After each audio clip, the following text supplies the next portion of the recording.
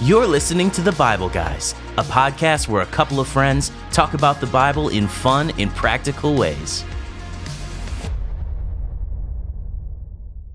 Welcome back to another episode of The Bible Guys. Greetings. He's Chris, and I'm Jeff, and we are super excited about today. Yes. We're talking about how Jesus healed a couple of blind guys and a mute guy.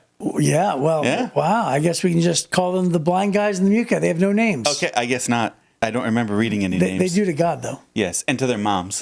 To their Their moms, they had names, I'm sure. Right. So, anyways, we're super excited about this. We're so glad that you decided to join us. And before we get into the Bible reading part of the day, we have a special segment. Yeah. And I don't remember doing this segment before. Have we done this before? I don't think we have. I don't know. So Desiree has written a question that she titled this segment, "How well do you know them?" And it not says, well. "Let's see how well Jeff really knows you, Chris. Ask him 5 questions about yourself and see if he knows the answer." What's going to happen if all my answers are, I don't care? I don't care. I don't know him well, and I don't care. I don't care. Yeah, who cares? All right, I'll start off with an easy one, Okay, and then okay. I'll try to give you one at the end that you have no reason to know. Okay, 5 questions. All right, so here's the first one. Here we go. Okay. What is my favorite flavor of ice cream? Favorite flavor of ice cream? I've I know mentioned this. it. Yeah, I know this one. It's is it maple something or other? Oh, it's really close. Yeah, or It's- butternut, or it's, Yeah, you're is very it- close. is it- You're closer. Yeah. Butter what? Butter pecan. Yes. There you go, butter pecan. There you go. Yeah, you had it in your brain. Yeah. It's butter We got pecan. it That's there. correct. Okay. All right, and that question number 2. I just remember it's like an old man ice cream. That's how I got started. It's old man ice cream, and then I started going down the list. Right. Maple. Yeah. All right. Number 2. I am 2 nationalities. My mom is something and my dad is something. Yeah. What are the 2 nationalities? My mom's 100%. Italian. Yeah, my mom's 100% Italian. Yep. My dad is 100%. Polish. Ooh. No. German. Yes. German. I give you half a Zarba, point. Zarbaughh. So That's the Zarba. German part. Yeah. Yeah, Zorbach Z. was the 2 brothers who came over. It just sounds angry, so I had Right. figured it's either. Zorbach. Yeah. Would you like some sausage? Yep. All right. So when I was little, I grew up with my brother collecting comic books, and I was always flooded with reading comic books. However, when I went to college, I started collecting comic books, and I have over 1,000 of one particular hero. Spider-Man. Yes. Spider-Man. Good job. Yeah, I knew that one. All right. So I'm going to ask you 2 questions that I don't think you know. Okay. But you can take a good guess. All right, I'm going to try. Okay. You already know my favorite board game to play, Yes. which is? Monopoly. Yes. So the Do question I get is, a bonus point for that? Yeah, half. I get the other half point. Yeah, the other half Okay, point. okay. So here's the actual question. Okay. I'm always, and when I mean always, I mean I refuse to play unless I am a certain piece. Which piece am I? The top hat. No. The dog. No. The battleship. No. The shoe. No. The iron. No. Dude, I don't know. The car- money bags. the car. The car. Okay, And I was the getting there. money bags. Yeah, okay. Yeah, dude, you only missed the cat, the horse. What else? I would have gotten to him. There's a cannon. Yeah. The old timey ones. Yeah, Right. yeah. But yeah, it's the car. It's the car. Okay. I'm always the car. He refuses to play without the car. If somebody else is the car, I sort of say, it's okay, I'll sit out. It messes your game up. I just refuse. Oh, okay. It's something about me. Yeah. Yeah, it's a Monopoly pride Obstinate. thing. And then here's the last one. Just difficult. There's only one food. Actually, there's 2. So I'll take 2 answers. 2. There's only 2 foods Yes. where if I immediately eat it, I will immediately throw up. Like even by accident, if my tongue tastes. Peas. Yes. Peas and. Yes. Good job. Oh man, I know this one. Well, food's important to me, so I pay attention to that. Okay. Man, I'm surprised you got peas. You remember that? Peas and is it Brussels sprouts? Wow. No, I love Brussels sprouts. Onions, olives. olives. I knew olives. Yeah, I knew that one. Yeah, olives. Yep. Yeah, if I taste them, I have an immediate gag reflex, and everything on the inside is now on the outside. Okay. So hey, that's So if you ever go, you did pretty well. If our listeners ever get to go to eat with you, they slip a pea or two into your food. It'll be a really exciting night. It would not be funny for anybody. I can't imagine at the end of the night that they would still think it's funny. Okay. Well, well, there you go. Hey, look by how the much way, we learned about you. You did very well. Okay. I commend Especially with you. my bonus point. Yes. Yes. Good job. Okay. Wow. Well, thank you, Desiree. That was a fun one. Yeah. Hey everyone, if you're listening on one of the audio platforms like Apple Podcast, Spotify, or Spreaker, would you do us a favor? Would you share it with somebody else? And would you also follow us? Because if you do that, you can click a bell on one of them to get notifications. If you do that, it helps the algorithms, it helps us out, and we would really appreciate that. So thanks. So today we're actually looking at Jesus healing the blind and the mute. Yes. Yeah. So it's one passage, 7 verses. That's all we're reading, I guess. So Matthew 9, 27 through 34. Imagine that, 7 verses. Well, I think the last 2 days last week Oh, were my like 60 goodness. verses. I mean, Is it 11 minutes of reading or something? It was something crazy. It was a lot. Yeah. But hey, today's 7. And so here's what it says in Matthew chapter 9, verse 27. It says, after Jesus left the girl's home, remember he raised that little girl from the dead, Jairus' daughter? Okay. Yeah. After Jesus left the girl's home, 2 blind men followed along behind him, shouting, Son of David, have mercy on us. They went right into the house where he was staying, and Jesus asked them, do you believe I can make you see? Yes, Lord. They told him, we do. And then he touched their eyes and said, because of your faith, it'll happen. Then their eyes were open and they could see. Jesus sternly warned them, don't tell anyone about this.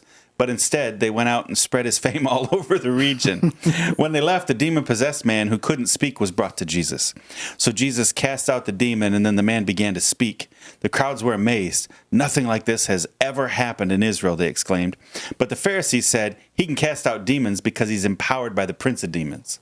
So there you go. That accusation already has flown before. Right. Right? But Right. They're still using this. It had already been debunked.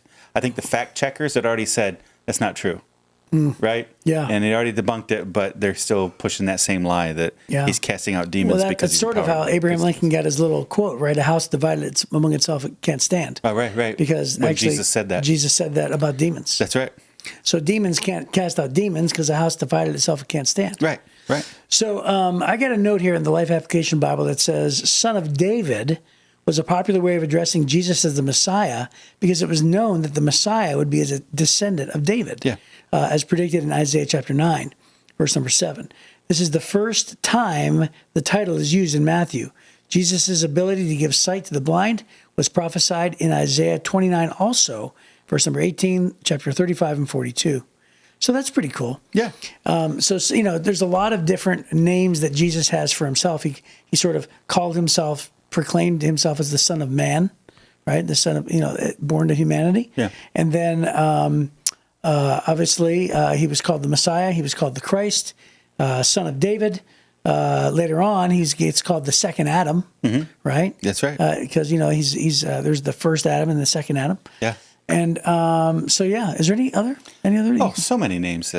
Alpha and Omega, right? Oh, yeah. But those are You sort just- of you God just the go on Father down. names. Yeah. Emmanuel. Oh, yeah, Emmanuel, God with us. God with us. So, there's a lot of names for Jesus. But I think it's interesting. The Word. The Word. There you go. In the beginning was the Word. The Word was with God. The Word was God. John 1:1. So I think it's interesting. He leaves. This is a whole series of miracles, right? So he had cast out the demons out of those the guys and the maniacs in Gadara. Then he comes back across the lake. Immediately, he's walking through town, and the synagogue leader Jairus says, "Hey, come heal my daughter." On the way to heal his daughter, this woman reaches out and touches Jesus. He goes, "Who touched me?" And then she's healed. Then he goes and raises Jairus' daughter from the dead. And then it says, after Jesus leaves the girl's home, this is all back to back to back to back. Yeah, that's right. Yeah. Right? It's a busy ministry day. Yeah. You and I've had a few busy ministry days. The last 4 days. Yeah. We're recording this at night. Yeah. Yeah. So this And is we recorded the last 5 this morning. Yeah, right. Right. So. Yeah, so it's been a long day. Yeah, and there goes the yawn. You made me. That's always one of my goals, to get you to yawn at least once in a I always yawn in the podcast. studio. So, but so it's back to back to back to back to back miracles. It's just going one after the next, where he's engaging with people and won't stop. But I think it's interesting. These blind guys are following behind Jesus, shouting to Jesus. So they're not just saying things. Hey, excuse me, sir. Right? They're not doing that. They're shouting. Yeah. There's crowds. Remember, the crowd was so big that when the woman reached out and touched Jesus, Jesus said, "Who touched me?" Right. Peter goes, "What do you mean, who touched you? Everybody touched you, Jesus." Everybody's touched right? you. It's this massive You're crowd. pressing against everybody. So you can just imagine how hectic it is, how crazy it is. These guys are shouting to Jesus, Son of David, have mercy on us. And he doesn't do anything. Right. He doesn't do anything. He just goes on into the house where he was staying. He doesn't answer their prayer. He doesn't stop and solve their issue. He just keeps going. And these guys follow him right into the house. Into the house. How bold are you that, Yeah. Jesus is kind of a superstar. Have you ever been around superstars? Have you been around like really, really famous people? for sure I have. Do you go talk to them or do you just look? It depends on the setting. Yeah. But I usually talk to them. Yeah. So I always get embarrassed. I don't know what to say. Yeah. Yeah. I can't think of anything to say. I was just and I thinking, don't want to be bugged, so I don't when want to bug them. when I was young, when I was only like 12 years old, do you remember the supermodel Christy Brinkley? Yes. So she had come to Youngstown, Ohio, in the Southern Park Mall. Yeah, and I've heard a lot of people go vacation there. Youngstown? Youngstown. Yeah, and so it was a real hot spot back in the 80s, wasn't it? Back in the never. And so anyway, she was in the mall and she was giving out her autograph. So she's standing on stage, just boom, boom, boom, one after the other. And so instead of getting her autograph, my buddy says, "Let's go get her autograph." Instead, I signed a napkin and I said, "Hey, I just wanted to give you my autograph." And I gave Christy Brinkley my autograph. Your autograph. Yeah, I and did. what'd she do? She laughed and said, "Thank you." Yeah, And took it. And took it. Yeah. Yeah. I've talked to plenty of big names. I think the biggest category is just by proxy. Dave Wilson's my good friend, who was the chaplain of the Lions for 30 years, and I have spoken to maybe a dozen or more, probably closer to 20 different NFL teams, and have hung out with, a bunch of people. Oh, yeah. Stayed in their homes even. So that's been fun. Yeah. So I've talked to a lot of those guys. So maybe you're more like these blind guys, right? Because these blind guys, they just push in, Yeah. right? They just You know, something cool. There's another note in the application study Bible, life application. It says Jesus did not respond immediately to the blind men's pleas. That's what I was saying. Yeah. He waited to see if they had faith. Not all who say that they want help really believe God can help them. Jesus may have waited and questioned these men to emphasize and increase their faith. When you think God is too slow in answering your prayers, consider that he might be testing you as he did the blind men. Do you believe that God can help you? Do you really want this help? Yeah. So I think that's pretty cool, And are you willing to follow him? right? Because that's what they followed him in. Well, they pursued him. Yeah, yeah, Right? It wasn't yeah. an easy pursuit. It reminds me of the man who was carrying their paralytic friend. Oh yeah, yeah. Right. And then they, because of the crowds were so great, they couldn't get to Jesus. Yeah. So they decided to go up on the roof and dig through the roof and lower him down Yep. somehow Yeah. into the midst of the crowd. Well, I mean, And it says that he saw their faith and healed the man. right. Collectively. Yeah. And by the way, it says sort of the same thing here. It says that he was following behind them shouting, and we already knew that the crowds were so great, Mm-hmm. which means that they were probably a decent ways behind him. Yeah, yeah. But just enough for him to hear them. Right. Right. And then he goes inside the house. Right? He just goes inside the house. Yeah, exactly. Yeah. And then they came to where he is. Jesus goes in. Do you think he's like, get a load of these guys? Right? Yeah. Well, who No, knows? no. I always have to. I try to see it as a Hollywood movie. Always. Actually, I can't help it. I do. Yeah. But I always try to see how would they film that? Would they film it like? Would they focus on Jesus's humanity, where he's just like, "What? Huh? Oh yeah. Hey guys, didn't see you there." Or would they film it like, sort of like they're shouting, he doesn't turn around, but you sort of see his eyes where he sort of like looks in his, he sort of glances to the right, indicating that he knows they're there. Yeah. And then he knows what's going to happen, and he walks in on purpose, and everybody else wants him to go sit down, but he stands by the door thinking, hang on, somebody's about to walk in. Yeah. I wonder if maybe there's not another way to look at it. I wonder if he's just exhausted. There's the healing, the need for healing never ended for Jesus. Everywhere he went, there were more sick people. There were more people who needed him to do something. And so for him to get any sleep, for him to get any rest, there has to be a moment where he just flips a switch off and goes, sorry, I'm done today. Well, and he did often. Yeah. So he went up to the mountain to pray by himself. Yeah, yeah. He, the crowds were so great that he had to retreat. Yeah. Went into a boat to get away from the crowds to preach. Yeah. And when he gets to the other side, they beat him there. They ran down the shore and beat him to the next place. Right. Right. He's rowing to get away from these guys, and he gets to the other side, and they're already there. Yeah, yeah. It's like a cartoon. So I wonder if it's just like, okay, you know what? I did all I could do today. And these guys' persistence, because Jesus tells several stories of persistent people who just wouldn't give up. They kept coming back to God, kept coming back to God. And I wonder if it's not their persistence, but this is consistent. His response to them here is consistent to the others, where like he turned to that woman who touched his garment, and he wanted to make sure she understood it was faith, not the lucky charm of touching his garment. Right. And then he turns to these guys and they could come to Jesus. Maybe he was testing to see, do you just think I'm a magician? Like I'm some kind of magic guy? A witch doctor? Is that who you think I am? Right? And so he said, do you believe that I can? So he was checking to make sure there's a faith thing. And they said, yes, Lord, was their response. Yeah. And then, right? And Lord would kind of reference the idea of king. Oh, yeah. Right? For Ruler. sure. Yeah, and for sure. That's a big difference between saying, yes, teacher, or yes, witch doctor. They're saying, no, you're our king. They called him the son of David. Right. Right? Recognizing his lineage. And being the Messiah, and they called him Lord, and the Messianic title. Yeah, and they called him Lord. So in that they indicated that their actual faith that he is who he says he is. Another thing that I noticed here is that he touched their eyes. Yeah, have you ever? I know you have because we just did it last night. But have you ever laid hands on someone and prayed for them? Yes. So last night. We prayed for somebody very dear to our church and to your family and to the Heritage family, our church. Yep. And, she's got something, a health issue. And so we all gathered around and we laid hands on her because the book of James talks about that, right? Yeah, anointed her with oil. Yeah, anointed with oil. And we prayed for her and that she may be healed. We were the elders at the church. And but here's Jesus. Can you even imagine what it must have been like for Jesus to lay his, did he grab their face and then put his thumbs in the eyes? Whatever he did, he touches their eyes.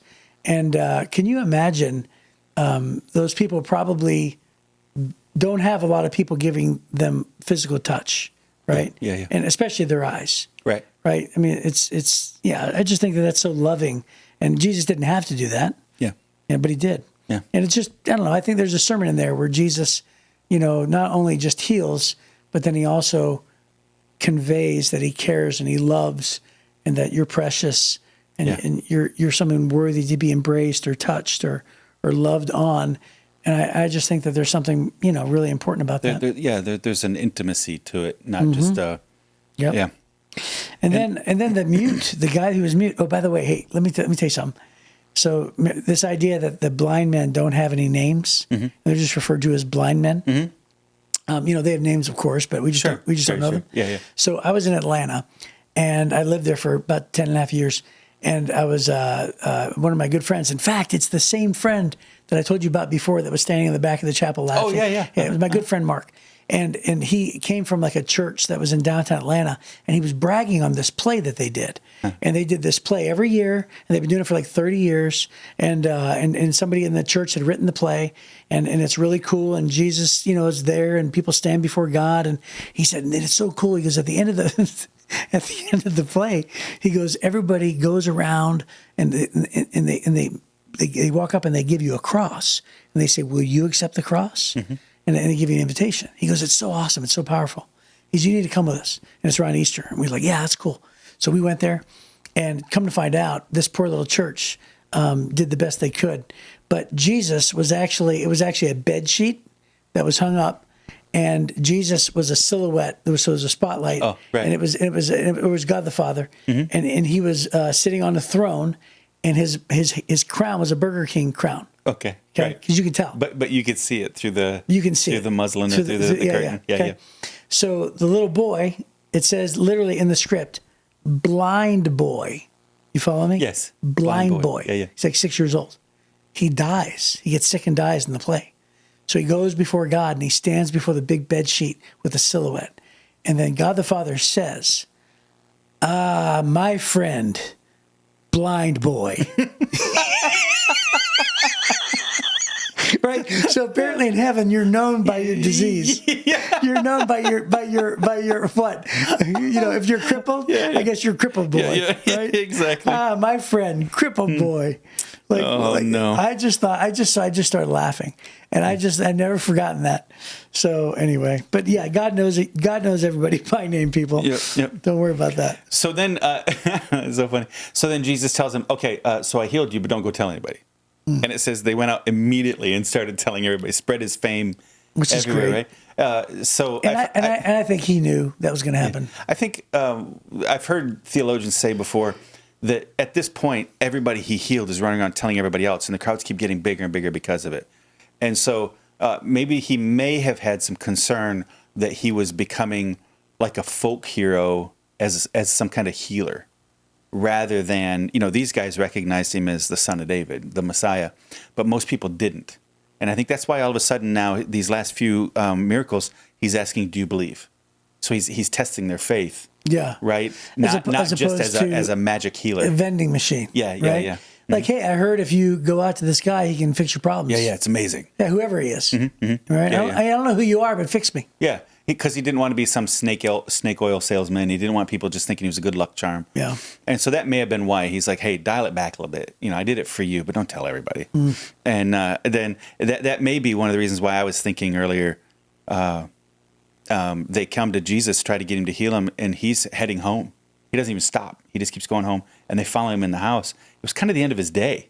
He's worn out, all this stuff, right? And now he heals them, and now they're going to go tell everybody. The crowds tomorrow are going to be bigger than the crowds today, but they're coming to me for healing, not for the kingdom of God, right? And so that could have been a big part of it. And then here we are, another demon-possessed guy, and Jesus heals him too. There's another phrase in here that says that they said the crowds were amazed, and they said nothing like this has ever happened in Israel. Yeah. It amazes me that there are still groups of people that do not recognize Jesus as the Messiah. With all the evidence, and by the way, that's how so many of the famous people that we know, have converted over to Christianity, is because they doubt him, then they study him, and they realize there's so much overwhelming, compelling evidence that he is the Messiah. He's fulfilled the prophecies. Right. And so that's a statement that is, reminds us that only Jesus, can save us from our sins. Yeah. Only Jesus has come to fulfill the prophecies. He's the only one that can heal our souls back then and even now. Right. And then you've got Pharisees who are not questioning whether Jesus healed these people. They're not questioning whether or not these blind men could see. Mm-hmm. They're not questioning whether this demon-possessed mute man couldn't speak. They're not questioning the miracles. Instead, they decided, no, he's a sinner. He's a bad guy, right? There's always critics. But Jesus' proof was not in his arguments. Jesus' proof was in the changed lives. That's awesome. Right. Well, hey, that's a great place to end, and it's about our time. So we will see you next time on The Bible Guys.